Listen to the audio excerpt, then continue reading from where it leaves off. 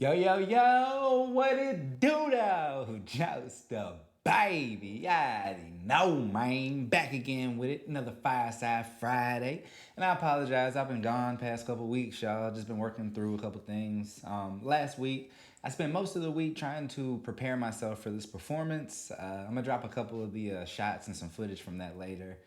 It was actually pretty dope. I got to do two pieces at this comedy show that we did here at the center. It was really, really fun. Not gonna lie. Really great comedians as well. This guy Wake Ball, y'all really need to be on the lookout for him. This brother is hilarious, y'all. No lie, no lie. And if you're wondering why I'm not in my traditional suit and tie, suited and booted, a little tired, it's because earlier today around 9 o'clock, I met up with a homeboy of mine and we went to a small, I guess you would say, breakfast type of eatery because there was a couple state representatives who were, talking to their constituents, trying to see or fill out the community. And I figured I'd go in there with the Black Voters Matter, you know what I'm saying, all radicalized. Nah, but I, threw it on and it felt good to wear it. And I got a chance to talk to both representatives from this area, Heath Clark and Shaw Blackman, both Republicans. We, strongly disagree ideologically about a whole bunch of things, but we did find some middle ground in certain instances. So yeah, that's kind of why I'm rocking the Black Voters Matters today. But speaking of finding a middle ground, that's something that just can't happen when it comes to people like Mitch McConnell. And like he's consistently doing it. He is a habitual, contradictory hypocrite, right? Like just stays being hypocritical. A couple of examples. All right, so recently he's come out saying that he is attempting to make sure that Biden can't get any of his agenda through, which sounds eerily similar to when he said, okay, our only goal right now is to make sure that President Barack Obama is a one-term president, which is essentially saying the same thing. We are not going to agree. We're going to fight on everything. And it's like, they always want to claim bipartisanship when it seems like Democrats are doing certain things. But then all of a sudden, when the Republicans are being obstructionists, it's not a bipartisan issue at anything. It's the Democrats don't want to work, so we're going to, stonewall them type shit. And then with the back when they pushed the Supreme Court Justice Amy Barrett through, a year prior to Obama leaving, there was a vacancy. I believe it was Scalia. And they were like, all right, well, we don't fill these seats whenever there's a election coming up, which is some bullshit. It didn't really matter one way or the other. And I think there has been appointings before during that time. Yet, a month before the election, when he had the House, or my bad, the White House and the presidency, he opened it up and then actually allowed Amy Coney Barrett to go through at an expedited rate. Ugh, very fast. So it's like, I'm so tired of that hypocrisy, bruh. Like, he doesn't want to allow Biden to get his agenda through. I'm tired of the nonsense, right? I'm just tired of it.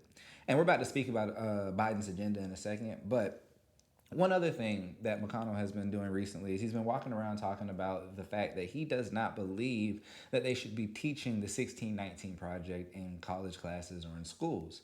Now, if you're not familiar with what the 1619 Project is, it is a comprehensive analysis of America's true historical accounts.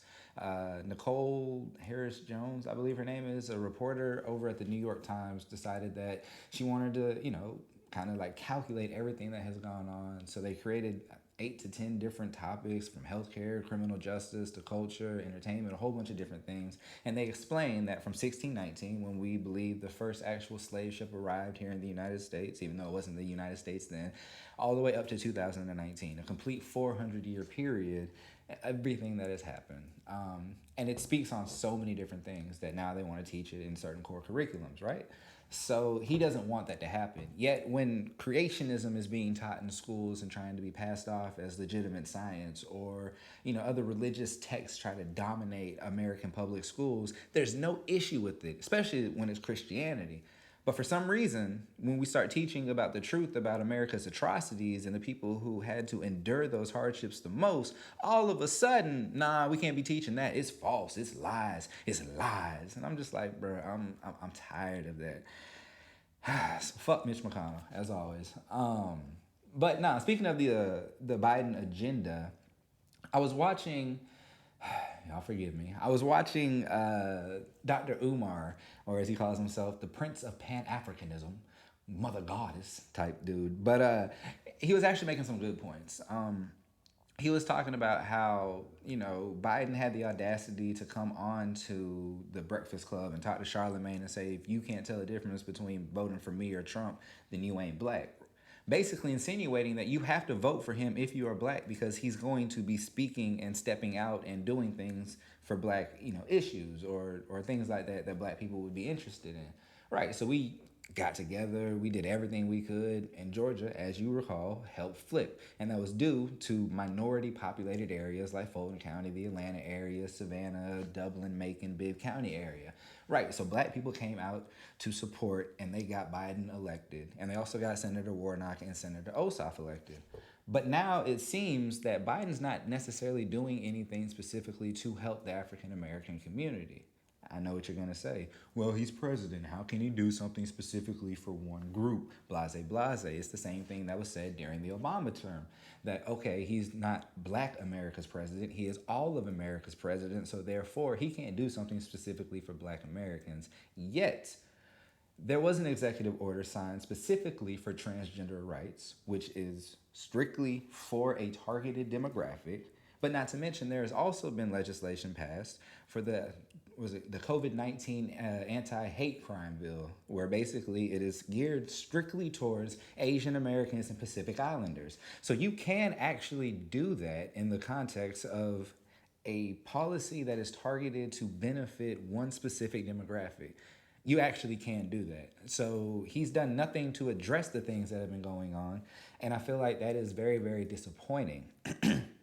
And so when I'm listening to Umar, he's like, look, man, he needs to do this. He could do this. He hasn't done this. He hasn't done that. What is it that he is going to do for black Americans? And why do we feel that him being in office is something that we have won?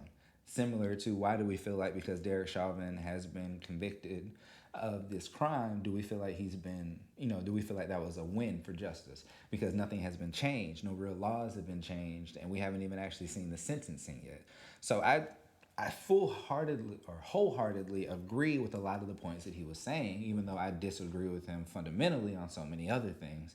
And it's true. It's like, what is Biden actually going to do for the majority of the individuals who went out there to fight to make sure that he could win? There was so much mobilization. The Black Voters Matter, the New Georgia Project, all of these organizations that are built on voter education, voter registration, getting people enthusiastic about moving forward with the democratic process have been, basically shut out. It's like, all right, appreciate it, but let me get back to business as usual. And that's what we were talking about a couple weeks ago, that we don't actually like normal, even though we said that we wanted to get back to a sense of normalcy. And I'm really tired of not necessarily being duped, but speaking up for things that just end up falling flat. It's a very disappointing feeling. And I'm gonna stay on the whole politic train because next year, 2022, we have these midterms coming up, and we also have the governor race. And in Georgia, if you were paying attention, you will understand that there's been a lot of things that have gone on. Specifically, quick little timeline, 2018, Kemp was still the Secretary of State, and he actually ran his own election and did not concede his position as Secretary of State until he actually became governor. So that's an issue, and that was actually slightly addressed in this SB 202, which kind of takes the Secretary of State's vote away as the chairman of the board and things like that. But at the same time, if that was such an issue, they should have did it in 2018 going into 2019 and not 2020. 21 because they see that Democrats are being able to get a whole bunch of people out here. It's the convenience of it. But aside from that, there is the governor race, and there's an individual by the name of Vernon Jones. He is a GOP representative. He's an African American, and he, I believe, was also a gubernatorial candidate. He might have ran for governor before. He's obviously ran for other positions, but he's been making the circuit, talking to a whole bunch of people, and I caught a conversation with him and Mark Lamont Hill. And they were talking about critical race theory and basically breaking down, what it is as a curriculum, the things that it does, encapsulates, understanding how race intertwines and affects everything, in a socioeconomic kind of context, basically. So the Vernon Jones individual was saying, yeah, I would get rid of it first day. But he didn't actually understand what it was. So he was really just talking to white Southern Christian voters in Georgia and signaling to them, like, hey, I'm a good black guy who's going to look out for the things that you guys are scared of, even if you don't understand them, because they sound like things. The buzzwords, the socialism, the Marxism, the radical, all of these buzzwords that we like to throw out because we don't actually care about policy anymore. That's a big issue. So be on the lookout when it comes to these elections coming up, because we're starting to get less and less and less policy oriented and more politic based. And it's more about the party that you're a part of. It's more about how much disinformation you can push out. And it's more about, hey, those guys are bad, we're good. It doesn't matter what we're going to do. Just know that we're good because of values and because of morals, things like that. Be very, very, very cautious about the way that people are going to present themselves as candidates, because politics has become so polarized right now, and there's just so many things that are going on. So I just really want to kind of put that on you guys. But it's not all bad in politics. There is an individual, not from my state, and it sucks because Georgia don't ever get shit right. We ain't never progressive. We ain't never radicalized. We ain't never doing shit. We did flip it, but other than that. So if y'all remember when we had the 2020 primaries, and going into those, there was a lot of Democrats, right? Almost similar to how they did in 2016 with the Republicans. There's like 17 of them on the stage, and them niggas got demolished by Trump somehow, which was kind of funny to watch, but at the same time very sad, because it was a very, very foreshadowing event that was going to happen. It's like, this is horrible, right? So flip that, in 2020 there was a whole bunch of Democrats. One of them that really caught my attention, who I really, really liked, aside from the Burnster, you already know, Bernie Sanders, but Andrew Yang, really, really liked him. He said a lot of things that spoke to what I truly believed in, and his UBI plan is, I think, very, very, very sound, and I think is very, very future. It's good for the future of the United States to have that type of safety net versus the safety net that we're actually having right now with the welfare state that we have. We do need a welfare state, at least some type of safety net, social programs that can help people during the hard times and things like that. So I definitely get that. But to provide $1,000 every month to individuals and to families, rather than having to get the this program right here or this program right here, and then actually balance it out, if the programs that you're already on exceed $1,000 and you don't want the 1,000, then you don't have to take it. Or if the money that you don't have, it doesn't exceed, you know what I mean? So I like that. And then to tax it through a VAT tax off of Amazon and other corporations that are operating within the United States because they don't pay their fair share, I think is another amazing way to do it. So I'm very, very on it. He was also about decriminalizing all drugs, not just marijuana, but all drugs, something I speak about a lot, turning those into a health issue versus crime. That's something that we really, really need to address. And that's actually something that I had brought up earlier when I was at the breakfast eatery talking to my representatives.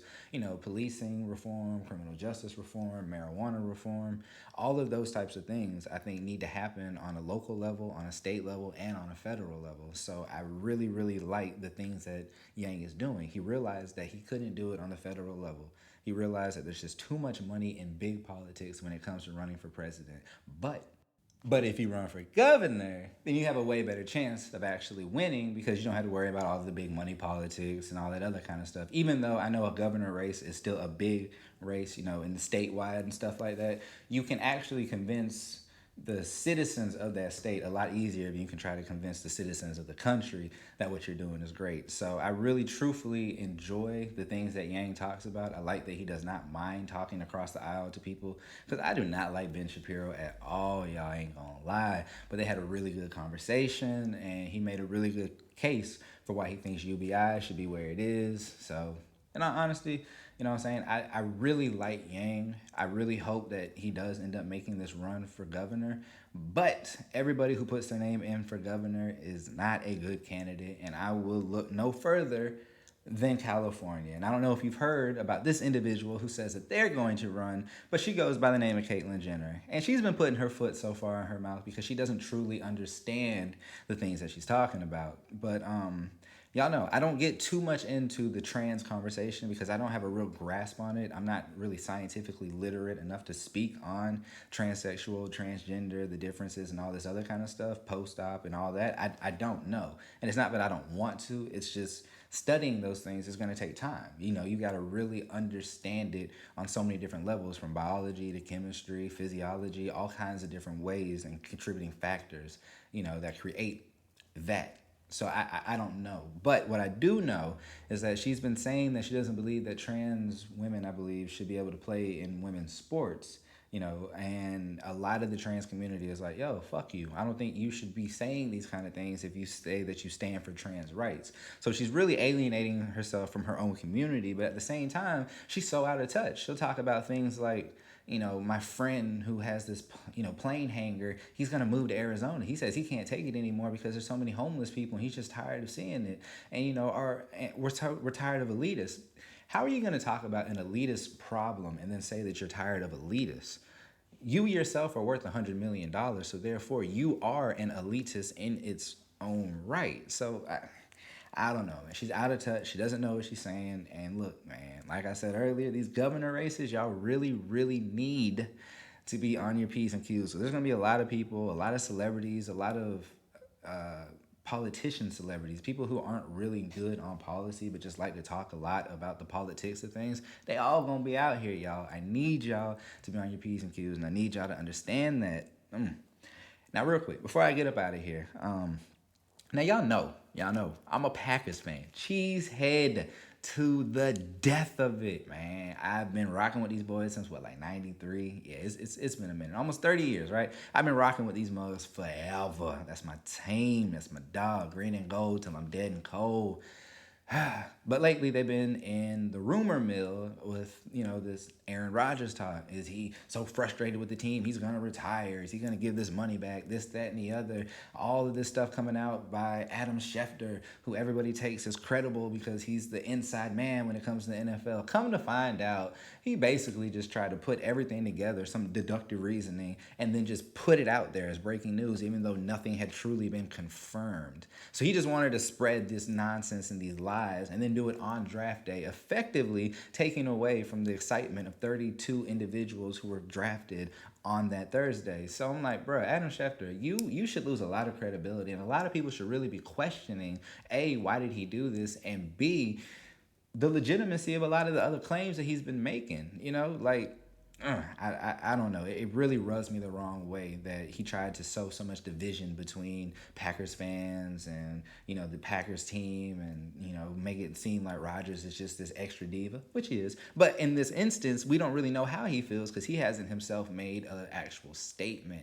So therefore, I think we need to stop being so hasty, you know, and jumping the gun when it comes to these kind of things, and just wait until all the facts have been presented. That's all I want to say. And that's a caveat into everything else. I need you guys to understand, stop speaking on things unless you really know what it is that you're talking about. Because a lot of information or disinformation is being pushed, and we really have to try to fight that. We really, really do. So anyways, y'all, let me get off my high horse or my soapbox or whatever y'all want to call it. And I'm going to get up out of here. I appreciate y'all. We're going to try to get it back next week. You know what I'm saying? Got a lot of things going on. But regardless, you know, it's me and you. It's you and me. I love y'all. If you want, hit that like button, hit that subscribe, and I'll be back. Love y'all. Deuce.